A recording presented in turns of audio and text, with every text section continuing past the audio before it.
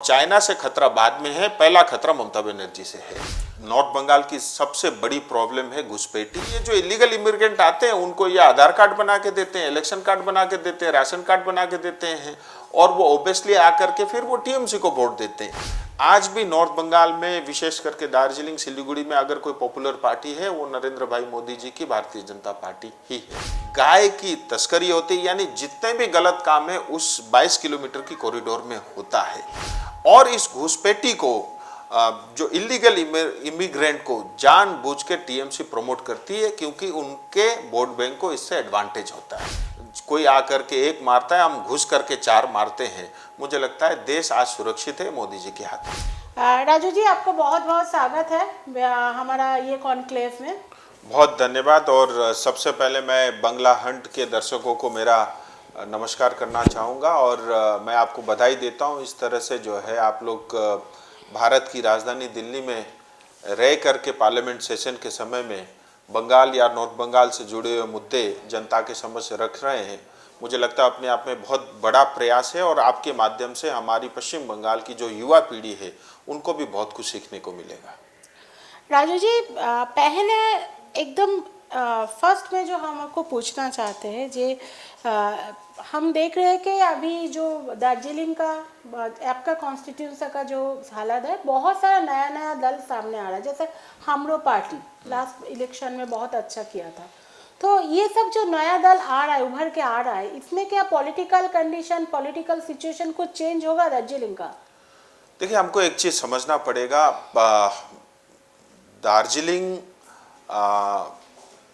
अपने आप में उसकी विशेषताएं हैं और दार्जिलिंग की राजनीति पश्चिम बंगाल की बाकी राजनीति से थोड़ी अलग होती है और दार्जिलिंग की जनता की, वहाँ की लोगों की आकांक्षाएं, अपेक्षाएं, समस्याएं कुछ अलग है, भिन्न है।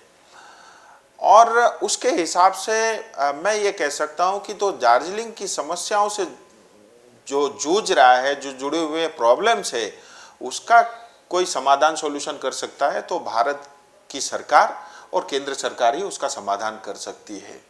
इसीलिए बहुत सारे दल वहाँ पे अभी हैं, कुछ बन भी रहे हैं, लेकिन उससे पश्चिम बंगाल या देश की राजनीति में कोई फर्क नहीं पड़ता। जनता बहुत समझदार है। कुछ लोग म्यूनसिपैलिटी जीतते हैं, कुछ लोग जीटीए जीतते हैं, लेकिन कुल मिला के हमारी जो समस्याओं का समाधान है वो केंद्र सरकार ही कर सकती है। और प्राय जो जनता है आज भी भारतीय जनता पार्टी केंद्र सरकार के साथ है और मैं तथ्य के साथ, आंकड़ों के साथ ये बात मैं आपको कह सकता हूँ। लेकिन स्वतंत्र भारत में, डेमोक्रेसी में हर एक को कोई भी पार्टी फॉर्म करने का, चुनाव लड़ने का उनको अधिकार है। अगर कोई अपने प्रयास से, अपनी मेहनत से अगर कोई पार्टी फॉर्म होती है, म्यूनसिपैलिटी जीतती है, कोई पंचायत के चुनाव जीतते, मुझे लगता है उसका स्वागत करना चाहिए। यही हमारी लोकतंत्र की खूबसूरती है।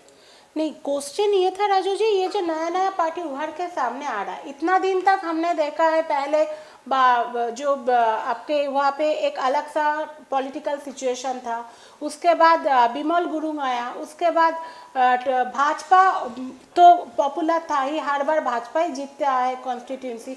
लेकिन इसके अंदर में भी बहुत सारा रीजनल पार्टी को हमने उभर के सामने सामने आया। ये देख, पहले जैसे घिसिंग सब था, उनके बेटे मन घिसिंग भी अभी है, उसमें हमरो पार्टी आ गया, बिमल गुरुंग है, विनय तामांग है। ये जो नया नया इक्वेशन हो रहा है, इसमें कोई प्रॉब्लम तो नहीं होगा 2026 में? देखिए, हमें ये देखना होगा, हर जगह रीजनल पार्टी और इंडिपेंडेंट कैंडिडेट होते हैं। भारतीय जनता पार्टी है, टीएमसी है, बिमल गुरुंग जी का एक पार्टी है और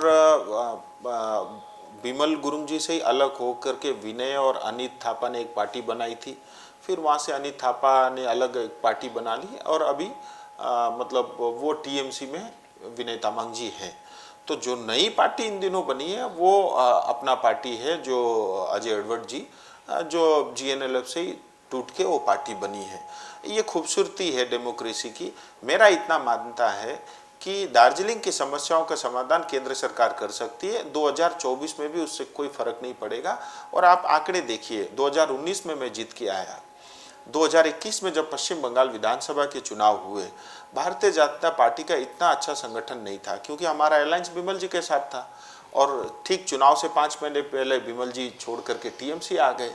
तो इस हिसाब से तो फिर तो क्लीन स्वीप होनी चाहिए थी टीएमसी की, लेकिन उसके बावजूद भी दार्जिलिंग के 5 के 5 हम जीते हैं भारतीय जनता पार्टी, बगैर पुख्ता संगठन के। और कालिंगपुंग हम 1500 सीट से रह गए हैं और वहाँ पे कोई टीएमसी नहीं जीती, वहाँ पे भी एक इंडिपेंडेंट कैंडिडेट जीता। हमें ये देखना होगा, आप देखिए आज पूरे देश भर में किसी भी संसदीय क्षेत्र में अगर सबसे ज़्यादा कहीं काम चल रहा है वो दार्जिलिंग और सिलीगुड़ी है। मैं आपके आंकड़ों के साथ बताना चाहूँगा।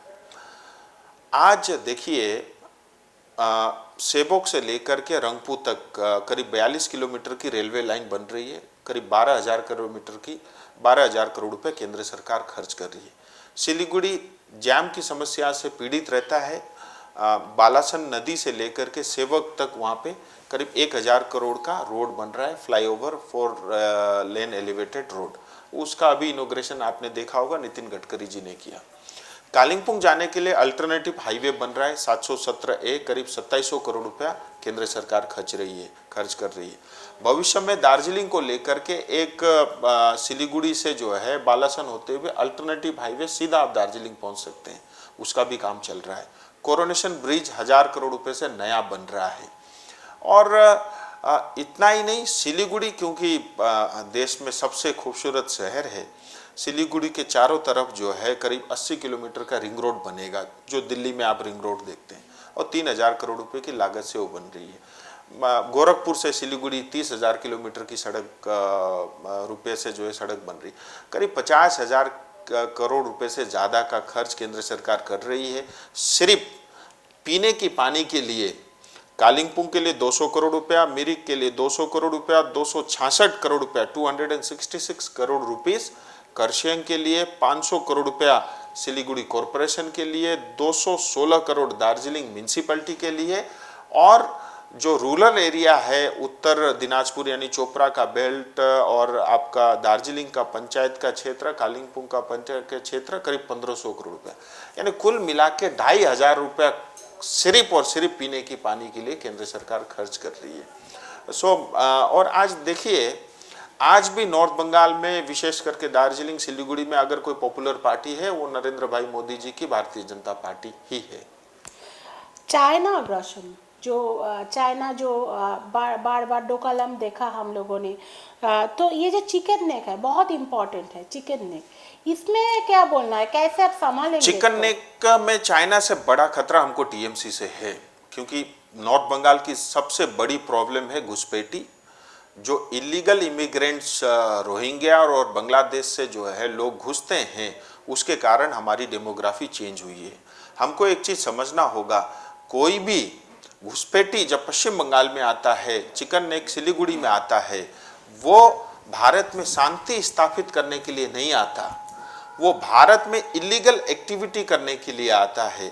आज देखिए, चिकन कॉरिडोर में ड्रग की स्मगलिंग होती है, आर्म्स की स्मगलिंग होती है, ह्यूमन ट्रैफिकिंग होती है और गाय की तस्करी होती है, यानी जितने भी गलत काम है उस 22 किलोमीटर की कॉरिडोर में होता है। और इस घुसपैठी को जो इलीगल इमिग्रेंट को जानबूझ के टीएमसी प्रमोट करती है, क्योंकि उनके वोट बैंक को इससे एडवांटेज होता है। वोट बैंक मतलब वो उनको क्योंकि ये जो इलीगल इमिग्रेंट आते हैं उनको ये आधार कार्ड बना के देते हैं, इलेक्शन कार्ड बना के देते हैं, राशन कार्ड बना के देते हैं, और वो ओबियसली आकर के फिर वो टीएमसी को वोट देते हैं। तो सिर्फ और सिर्फ सीट जीतने के लिए, वोट बैंक की राजनीति के लिए, तुष्टीकरण की राजनीति के लिए ये आज पश्चिम बंगाल को बर्बाद कर रहे हैं। और चाइना से खतरा बाद में है, पहला खतरा ममता बनर्जी से है। और रही बात चाइना की, एक चीज़ हमको समझना होगा, हमारे देश के गृह मंत्री, भारत देश के गृह मंत्री यूपीए के समय में एंटनी जी, आप उनका बयान सुनिए पार्लियामेंट में, वो कहते थे हमारी एक पॉलिसी है कि जो है बॉर्डर एरिया तक सड़क नहीं बनानी, बिजली नहीं देनी, 4G 5G की कनेक्टिविटी नहीं देनी, वो हमारी एक पॉलिसी देश की हुआ करती थी। आज पॉलिसी क्या है कि बॉर्डर एरिया तक हम सड़क बना रहे हैं, बॉर्डर एरिया तक मोदी जी ने रेल बनवाए हैं। जहां पहले 4 दिन जाके सैनिकों को बॉर्डर तक पहुंचना पड़ता था, आज 4 घंटे में सैनिक पहुंच रहे हैं। सो चाइना को तकलीफ उससे है, क्योंकि कल तक सिर्फ चाइना बॉर्डर में एक्टिविटी करता था, आज हिंदुस्तान भी बॉर्डर में जा करके आंख में आंख मिला करके अपना इंफ्रास्ट्रक्चर बना रहा है। प्रॉब्लम वहाँ है। रही बात कांग्रेस की, जहाँ तक राहुल गांधी जी का विषय है, देखिए जिस नेता को भारत की ज्योग्राफी और हिस्ट्री के बारे में जानकारी नहीं हो, मुझे लगता है ऐसे नेता लोग जब विदेश नीति पे बात करते हैं, कहीं ना कहीं वो राष्ट्र हित में नहीं है। और कांग्रेस चाहती है, ये कांग्रेस तो वही पार्टी है जो चाइना से डोनेशन लेती है और अपनी पार्टी चलाती है। विदेश नीति में ऐसे बहुत सारे इशू रहते हैं जिसको खुल करके हम एटलीस्ट पब्लिक फोरम में नहीं कह सकते हैं, लेकिन ये सरकार वही सरकार है, कोई आकर के एक मारता है, हम घुस करके 4 मारते हैं। मुझे लगता है देश आज सुरक्षित है मोदी जी के हाथ में। नेक्स्ट क्वेश्चन, पहाड़ के बारे में बात कर रहे थे हम। पहाड़ में हमने देखा ममता सरकार क्षमता में आने के बाद 2011 में बहुत सारा जो पॉपुलेशन था, छोटा छोटा जो गोष्ठी था, जैसे लेपचा बोर्ड, गुरुंग बोर्ड, ऐसा बोर्ड बना के बहुत सारा डोनेशन किया। लेकिन अभी जो हालत है, हम लोग कोई देख नहीं पाते ये बोर्ड का क्या एक्टिविटी। ये बोर्ड कुछ लिए नहीं है। देखिए कभी तो आप सुनिए, आपसे मैं पूछता हूँ, आपने कोई बैनर्जी बोर्ड देखा है बंगाल में? कोई चटर्जी का बोर्ड देखा है आपने? कोई घोष का बोर्ड देखा है आपने?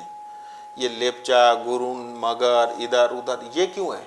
ये सिर्फ एक ही इसका कारण है कि ममता दीदी चाहते थे कि गोरखाओं में फूट पड़े, ये अलग अलग खिंड जाए, ये बर्बाद हो जाए, ये इसीलिए बोर्ड था। और चुनाव के समय में घोषणा की, उसके बाद आवास योजना हो या केंद्र सरकार की बहुत सारी योजनाएं, वो उन बोर्ड के माध्यम से जाता था। उसका कारण है 2006 से पंचायत के चुनाव नहीं हुए, तो जो पंचायत का चुनाव का पैसा था डेवलपमेंट का, वो इन डेवलपमेंट बोर्ड के थ्रू ममता बनर्जी उनको देती थी। उसमें बहुत व्यापक रूप से भ्रष्टाचार हुआ और जो बोर्ड के ही मेंबर और सदस्य वही आज विरोध कर रहे हैं। और 16 में से ज़्यादातर बोर्ड के केंद्र सरकार के पास उनके कंप्लेन है, उनमें जांच हो रही है, उनका ऑडिट हो रहा है।